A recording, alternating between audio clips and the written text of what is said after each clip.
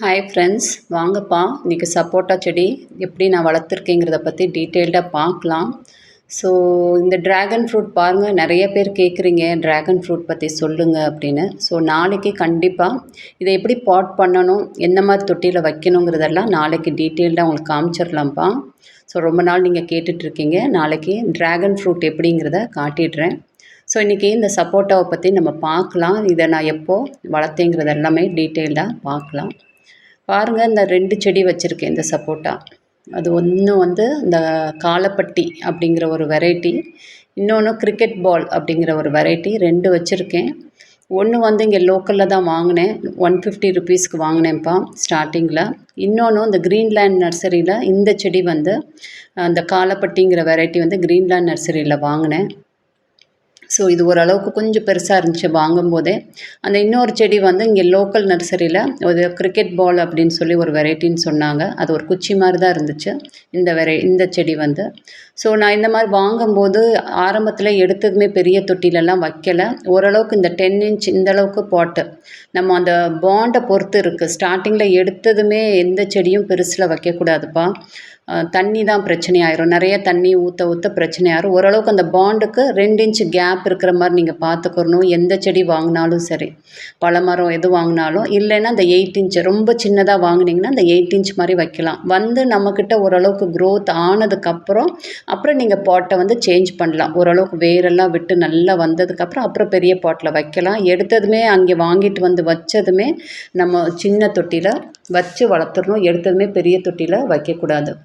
So இப்படி தான்ப்பா நான் வளர்த்துக்கிட்டு இருக்கேன். இப்போ ரீசெண்டாக என்ன பண்ணேன், இந்த செடியை வந்து எல்லாமே உமியில் மாற்றினேன். ஸோ எனக்கு ஒரு நல்ல டிஃப்ரென்ஸு. ஏன் உமியில் மாற்றினேன் அப்படின்னா, எனக்கு வெயிட்டு தான் ஓவராக நாங்கள் திருப்பி தொட்டியை மாற்ற உங்களுக்கு வெயிட்டை ஏற்ற வேண்டாமே, அதனால தான் நிறைய பழச்செடியை கொண்டு போய் தரையில் நாங்கள் கொண்டு போய் வச்சுட்டோம், ரொம்ப வெயிட் தூக்க முடியல அப்படின்னு. ஸோ பாருங்கள், இதுக்கு வந்து அந்த ஓவல் ஷேப்பில் இருக்குது இந்த காலப்பட்டி வெரைட்டி. நல்லா ஸ்வீட்டாக இருக்குன்னு சொல்கிறாங்க. இதுதான் ஃபஸ்ட் டைம் நான் வந்து பழுக்க விடுறேன். இது நாள் வரைக்கும் அந்த பழம் காய் வந்துச்சுன்னா கட் பண்ணிடுவேன்.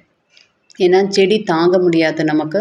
ஆரம்பத்திலே எப்பயுமே இந்த சின்ன செடிகளை பூக்க விடக்கூடாது, காய்க்க விடக்கூடாதுன்னு சொல்லுவாங்க. ஏன்னா அதுக்கு அந்த அளவுக்கு தெம்பு இருக்காது. ஸோ நம்ம அதுக்கு எடுத்துடணும். அது வந்துச்சுன்னா கூட அதுவே ட்ராப் ஆகிடும். பூவெல்லாம் எனக்கு ஸ்டார்டிங்கில் வந்துச்சு, அதுவே கொட்டிடுச்சு. அப்புறம் ஓரளவுக்கு நல்லா ஸ்ட்ராங் ஆனதுக்கப்புறம் நம்ம விடலாம். இப்போயே கூட 4, 5 தான் விட்டுருக்கேன். ஃபஸ்ட்டு வந்து நம்ம எடுத்ததுமே நிறைய அது வந்து வரும், நம்ம பாட்டுக்கு விட்டுருக்கக்கூடாது. அந்த தாங்கணும், செடி வந்து தாங்குகிற அளவுக்கு தெம்பு இருக்கணும். தரனா அது ஒரு விதம், நம்ம தொட்டிக்குள்ளே வளர்க்குறோம். கொஞ்சம் கொஞ்சமாக தான் அதுக்கு இன்ட்ரடியூஸ் பண்ணணும். ஒரு 5 பழம், அதுக்கப்புறம் அடுத்த வருஷம் ஒரு 10, அப்படியே கொண்டு போனோம்னா அது கரெக்டாக வந்துடும். ஸோ தொட்டிலையும் வளர்க்கலாம்ப்பா. இப்போ பல மரங்களெல்லாம் தொட்டியில் தாராளமாக வளர்க்கலாம். ஸ்டார்டிங்கில் எங்களுக்கு கூட அந்தளவுக்கு தெரியல. இப்போ இந்த உமி மாற்றவும் நல்ல டிஃப்ரென்ஸ், நிறைய வேர் விடுது. ஸோ கொக்கோபீட்டில் வளர்க்கலாமா அப்படின்னு சப்ஸ்கிரைபர் கேட்டிருக்காரு. கொக்கோபீட்லலாம் வளர்க்க முடியாது. 2வது பல மரத்தெல்லாம் நம்ம வந்து வேரை கழுவியும் வைக்க முடியாதுப்பா. ரோஸ் மாதிரி கிடையாது. அது வந்து அந்த பாண்டை உடைக்கவே கூடாது. நம்ம இந்த பல மரங்கள் இந்த மாதிரி செடியெல்லாம் அது எப்படி இருக்கோ அப்படியே கொண்டு வந்து நம்ம வீட்டில் நம்ம தொட்டியில் அது வந்து வைக்கலாம். இந்த சாயிலில் வந்து 1:1:1 எப்பயுமே பழமரங்களுக்கு செம்மண் ஒரு பங்கு, தொழு உரம் ஒரு பங்கு. தொழு உரம் இல்லாட்டா எந்த கம்போஸ்ட்டு ஒரு பங்கு, அதே மாதிரி உங்களுக்கு கொக்கோபிட் சேர்த்துக்கலாம். இந்த மாதிரி ரேஷியோவில் போட்டுட்டு கொஞ்சம் போன் மீலும் கொஞ்சம் நீம் கேக்கும் மிக்ஸ் பண்ணிவிட்டு நீங்கள் வைக்கலாம். இதுக்கு ட்ரைகோடர்மா விரிடி தாராளமாக நீங்கள் கொடுக்கலாம். நம்ம ஆர்கானிக்கில் தான் வளர்க்க போகிறோம். ஸோ ட்ரைகோடர்மா விரிடி கொடுத்து நம்ம இந்த செடியை வந்து பாட் பண்ணலாம். பண்ணி ஓரளவுக்கு ஸ்டேபிள் ஆகி உங்கள் தொட்டியில் வந்து 2-3 மாதம் நல்லா ஸ்டேபிளாகி வேர் விட்டதுக்கப்புறம் அப்போ தான் ரீபாட் வந்து மழை காலத்தில் அடுத்த சைஸ் தொட்டிக்கு நீங்கள் மாற்றிடலாம். ஓரளவுக்கு நல்லா செட் ஆனதுக்கப்புறம் பெரிய தொட்டி கொண்டு போகலாம். எடுத்ததுமே நர்சரியில் குட்டி செடி வாங்கிட்டு வந்து வச்சு நம்ம பெரிய தொட்டியில் வச்சோம்னா தண்ணி தெரியாமல் நிறைய ஊற்றுனோம்னா எல்லா செடிகளுக்கும் தண்ணி தான் பிரச்சனையாக இருக்கும். 2வது ட்ரைனேஜ் ஹோல்ஸ் வந்து ரொம்ப முக்கியம்ப்பா செடிக்கு. எந்த தண்ணி ஊற்றினாலும் வெளியில் போயிடணும். தேங்கி நின்றுச்சுனாலே பிரச்சனை வந்துடும். அதே மாதிரி நிறைய பேர் அந்த பழம் எல்லாம் உதிருது, பூ உதிருது, இதுக்கெல்லாம் காரணம் வந்து தண்ணி தான். தண்ணி ஓவர் ஆச்சுனால ஃப்ரூட் ட்ராப் இந்த மாதிரி இஷ்யூஸ் எல்லாம் வரும். ஸோ பாருங்கள், இப்போ வந்து இது எப்படி இருக்குது அப்படின்னு.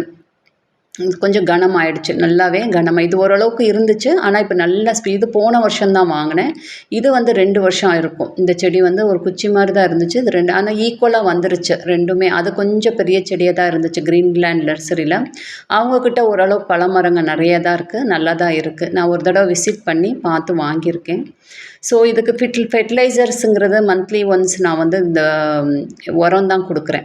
உரம் வந்து நம்மளோட தொழு உரம் இல்லைன்னா ஆட்டு உரம். எனக்கு ஆட்டு உரம் கொஞ்சம் இங்கே நிறையா கிடைக்கிது. மந்த்லி ஒன்ஸ் ஒரு கைப்பிடி அளவுக்கு ஆட்டு உரம் கொடுக்குறேன். போன் மீல் ஒரு 2 ஸ்பூன் கொடுக்குறேன். இல்லை என்பிகே இந்த மாதிரி வந்து கிரானியூல்ஸ் ஃபார்ம்ஸில் இருந்துச்சுன்னா கூட நீங்கள் கொடுக்கலாம் 15 டேஸ் ஒன்ஸு. அதில் எல்லாமே கலந்துருக்கும். அந்த மாதிரி கூட நீங்கள் 15 டேஸ் ஒன்ஸ் இல்லை மந்த்லி ஒன்ஸ் கொடுக்கலாம். ஸ்ப்ரேங்கிறத பொறுத்த வரைக்கும் மீன் அமிலம் ஸ்ப்ரே பண்ணலாம்ப்பா. 15 டேஸ்க்கு ஒன்ஸ் உங்ககிட்ட இருந்துச்சு, நீங்களே தயாரிச்சிங்கன்னா மீன் அமிலம் யூஸ் பண்ணலாம். இல்லை உங்கள்கிட்ட அது இல்லைன்னா மைக்ரோ 7 மாதிரி இருந்துச்சுன்னா எல்லாமே ஆர்கானிக் தான். நம்ம வந்து சாப்பிட்ற பொருள் இதுக்கெல்லாம் இன்ஆர்கானிக் நம்ம கொடுத்துடக்கூடாது. ஸோ நம்ம வந்து மைக்ரோ 7 கொடுக்கலாம். மைக்ரோ 7ல் எல்லாமே கலந்துருக்கு உங்களுக்கு. ஸோ நமக்கு ஒருவேளை நமக்கு தெரியாது, சரி இதுக்கு ஜிங்க்கு மேக்னீஸு அயன் அந்த மாதிரி எல்லாம் இருக்கா இல்லையான்னு தெரியாமல் இருக்கலாம். அது சில டைம் அந்த மாதிரி ஃப்ரூட் எல்லாம் ட்ராப் ஆகிறதுக்கு சான்சஸ் இருக்குது. ஸோ மந்த்லி ஒன்ஸ் வந்து நம்ம அந்த மாதிரி மைக்ரோ 7 மாதிரி ஒரு ஸ்ப்ரே 1 ml 1 லிட்டர் வாட்டரில் மிக்ஸ் பண்ணி ஸ்ப்ரே கொடுத்துடலாம். செடி வந்து ஆரோக்கியமாக இருக்கும். பாருங்கள், நல்ல ஒரு ஷைன் இருக்குது, நல்லாவும் இருக்குது. ஸோ தண்ணி ரொம்ப இம்பார்ட்டண்ட் செடிக்கு. எப்பயுமே ஹைட்ரேட்டடாக இருந்துச்சுன்னா இந்த மாதிரி செழிப்பாக இருக்கும். தண்ணி கம்மியாக ஆச்சுன்னா தான் எல்லா பிரச்சனையும் வரும். தண்ணி உள்ளே இருந்தால் தான் அந்த மினுமினுப்பு அதெல்லாமே அந்த செடிகளுக்கு வரும். ஸ்ப்ரேயை பொறுத்த வரைக்கும் இந்த மாதிரி நீங்கள் மீன் அமிலம் இருந்தாலே போதும், நீங்கள் வீட்டிலேயே ரெடி பண்ணிக்கலாம். ரெடி பண்ணி நீங்கள் ஸ்ப்ரே பண்ணிக்கலாம். ஸோ இப்படி தான்ப்பா நான் இந்த 2 செடியை நான் வளர்க்குறேன். இப்போ இந்த வருஷம்தான் ஒரு 4-5 காய் விட்டிருக்கேன். பார்க்கணும் இதோட டேஸ்ட் எல்லாம் எப்படி இருக்குது அப்படின்னு. இந்த கிரிக்கெட் பால் சைஸுங்கிறது கொஞ்சம் நல்லா பெருசாக வருங்கிறாங்க. அந்த காலப்பத்திங்கிறது வந்து ஓவல் ஷேப்பில் குட்டியாக வரும், ஆனால் நல்லா டேஸ்ட் இருக்குன்னு தான் சொல்கிறாங்க. நம்ம பார்க்கணும் டேஸ்ட்டெல்லாம். இந்த வருஷம்தான் சாப்பிட்டு பார்த்துட்டு நான் சொல்கிறேன் இது எப்படி இருக்குன்னு. ஸோ தாராளமாக நீங்கள் வளர்க்கலாம். மெயினாக உமி கிடச்சா உமியில் வளர்த்து பாருங்கள், நல்ல ஒரு சக்ஸஸ் ரேட் இருக்குது. கொக்கோபீட்டு கூட வந்து அந்தளவுக்கு வந்து அதில் ஒரு சத்தும் கிடையாது. ஜஸ்ட்டு வேர் விடுறதுக்காக நம்ம ரோஸில் தான் அந்த மாதிரி யூஸ் பண்ணுறோமே தவிர, பழச்செடி இந்த மாதிரி செடிகளுக்கெல்லாம் நீங்கள் உமியை யூஸ் பண்ணுங்கள். உமி ஈஸியாகவே கிடைக்கிது நமக்கு. நல்லா அதை மக்க மட்டும் வச்சிடணும். உமியை எப்படி மக்க வைக்கிறதுங்கிறத ஒரு வீடியோவே இருக்குது. மக்க வச்சு நீங்கள் தாராளமாக நீங்கள் கொடுத்து பாருங்கள். ஒன்ஸ் கொடுத்து பாருங்கள், உங்களுக்கு நல்ல ஒரு டிஃப்ரென்ஸ் தெரியும் இந்த மாதிரி பழச்செடிகளுக்கு. ஸோ இதுதான்ப்பா, இப்படி தான் நான் வளர்க்குறேன். இந்த மாதிரி தான் நல்லா உங்களுக்கு செழிப்பாக இருக்குது என் செடி. அந்த உமிக்கு மாற்றினதுக்கப்புறம் நல்ல ஒரு டிஃப்ரென்ஸு இருக்குது. ஸ்ப்ரே வந்து உங்களுக்கு ரோஸ் செடிக்கு வந்து வீக்லி ஒன்ஸு, இந்த செடிகளுக்கெல்லாம் மந்த்லி ஒன்ஸு இல்லை 15 டேஸ்க்கு ஒன்ஸு நம்ம கொடுத்துடலாம். ப்ரூனிங்கும் இம்பார்ட்டண்ட்டுப்பா. நம்ம வந்து கொஞ்சம் செடி அது இதெல்லாம் மரமாட்ட வரக்கூடிய செடி அப்படியே விட்டோம்னா ரொம்ப பெருசாக போயிடும். அப்போக்கப்போ நமக்கு ஷேப் கொடுக்குற மாதிரி ஒரு சின்ன சின்ன ப்ரூனிங் கொடுத்துடலாம். பெஸ்ட்டை பொறுத்த வரைக்கும் இது பூச்சி தாக்குதலெல்லாம் அந்தளவுக்கு எதுவுமே இல்லைப்பா. வேறு மரச்செடிகளுக்கு மாதிரி எந்த பூச்சி தாக்குதல் அவ்வளோவா எனக்கு வந்ததே இல்லை. நான் எந்த ஒரு பூச்சி இதுவும் ஸ்ப்ரே பண்ணதில்லை இது வரைக்கும் இந்த செடிக்கு. அந்தளவுக்கு எதுவுமே இதுக்கு வரமாட்டேங்குது. ஸோ சப்போட்டாவை பொறுத்த வரைக்கும் பூச்சி தாக்குதல் இல்லை. இந்த ஆரஞ்சு இந்த மாதிரி செடிகளுக்கு கூட நிறைய பூச்சி தாக்குதல் வருது. ஈவன் ஃபங்கஸ் கூட வருது. இந்த சிட்ரிக் வெரைட்டிஸ்க்கெல்லாம் எலுமிச்சம்பழம் ஆரஞ்சு இதுக்கெல்லாம் வருது. அந்த த்ரிப்ஸ் அந்த மாதிரியெல்லாம் இலையெல்லாம் சுருட்டிடும். பட் ஆனால் சப்போட்டாவை பொறுத்த வரைக்கும் உங்களுக்கு பூச்சி ஈஸி க்ரோயிங் தான். எனக்கு தெரிஞ்சு இது ரொம்ப ஈஸி. ஜஸ்ட்டு இந்த மாதிரி கிரானியூல்ஸ் காட்டிடுறேன். உங்கள்கிட்ட இருந்துச்சு இந்த மாதிரி, இது நானோ என்பிகே ஒரு கிரீன்லேண்ட் நர்சரியில் அவர் கொடுத்தது தான் இது பழச்செடிகளுக்கு. இதில் எல்லாமே கலந்துருக்குன்னு சொல்கிறாங்க. ஸோ நான் 15 டேஸ்க்கு ஒன்ஸு ஒரு கைப்பிடி அளவுக்கு இதை கொடுத்துட்றேன். இல்லை நீங்கள் மந்த்லி ஒன்ஸ் கொடுக்கலாம். இது என்பிகே கம்ப்ளீட்டு ஃபுட்டு. இது போன் மீல் இருக்குது பாருங்கள். நீங்கள் போன் மீல் கூட ஒரு 2 ஸ்பூன் கொடுக்கலாம். நல்ல ஒரு பாஸ்பரஸ் ரிச்சு.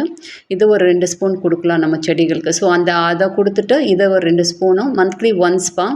இது ஒரு பயோசைம் உங்களுக்கு இந்த மாதிரி இருக்கும் பயோசைம். இதுவும் கொடுக்கலாம், இல்லைன்னா ஒன்றும் இஷ்யூஸ் இல்லை.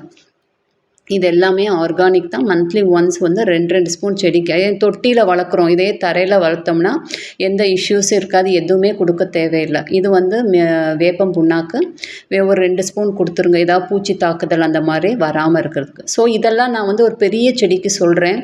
நீங்கள் குட்டி செடியாக இருந்தால் இவ்வளோலாம் கொடுக்க தேவையில்லை, ரொம்ப கம்மியாக தான் கொடுக்கணும். இது வந்து மரமாட்டம் இருக்குது, இவ்வளோ பழம் இருக்குது. ஸோ அதுக்கு இவ்வளோ சத்து நம்ம கொடுக்கணும். இந்த மாதிரி உங்கள்கிட்ட இருந்துச்சுன்னா நீங்கள் இந்த மாதிரி நீங்கள் கொடுக்கலாம். ஸோ மீன் அமிலம் பாருங்கள் நான் ரெடி பண்ணி வச்சுருக்கேன் வீட்டில்.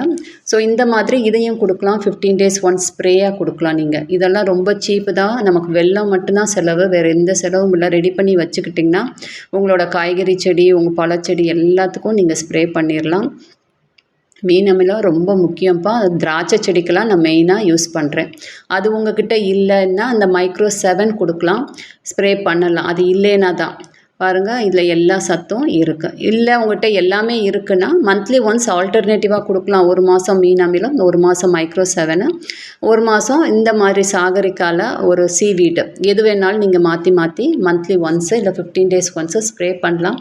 நம்ம எவ்வளோக்கு எவ்வளோ ஹெல்த்தியாக ஃபீட் பண்ணுறோமோ அவ்வளோக்கு எவ்வளோ நமக்கு செடி வந்து ஆரோக்கியமாக இருக்கும், எந்த இஷ்யூஸ் இல்லாமல் இருக்கும். சும்மா செடியை மட்டும் வச்சுட்டு எதுவுமே கொடுக்கலன்னா எதுவுமே ஒர்க் அவுட் ஆகாது. அது தொட்டிக்குள்ளே வளர்க்குறோம்ப்பா. இது தரேன்னா பிரச்சனை இல்லை. தரையில் வெறும் நீங்கள் வந்து இந்த குப்பை அந்த மாதிரி போட்டால் கூட வளர்ந்துடும். ஸோ இதுதான்ப்பா சப்போட்டா எப்படி வளர்க்குறதுன்னு சொல்லிட்டேன். இது பாருங்க ரோஸ் இப்போது எல்லாம் ரீபாட் பண்ணிக்கிட்டே இருக்கேன். டெய்லி 2 செடி ரீபாட் பண்ணி கொஞ்சம் நிழல் பாங்கான இடத்துல வச்சிட்ருக்கேன். ஸோ இந்த பழச்செடியை பற்றி எல்லாம் சொல்லி முடிச்சுட்டு அடுத்து நம்ம ரோஸை பற்றி பார்க்கலாம் டீட்டெயில்டாக. ஸோ உமியில் கூட இன்றைக்கி 2-3 செடியெல்லாம் நான் ரீபாட் பண்ணேன். அதையும் அடுத்து நான் வீடியோவில் காட்டுறேன். பாருங்கள் இது எல்லாத்தையுமே மண்ணில் இருக்கிறதெல்லாம் உமிக்கு நான் மாற்றிட்டு கொஞ்சம் நிழலாக வச்சுருக்கேன். ஸோ மண் வந்து ரொம்ப வெயிட் ஜாஸ்தி, வேரும் போக மாட்டேங்குது. ஸோ நான் எல்லாத்தையுமே உமியில் மாற்றிட்டேன். Thank you friends.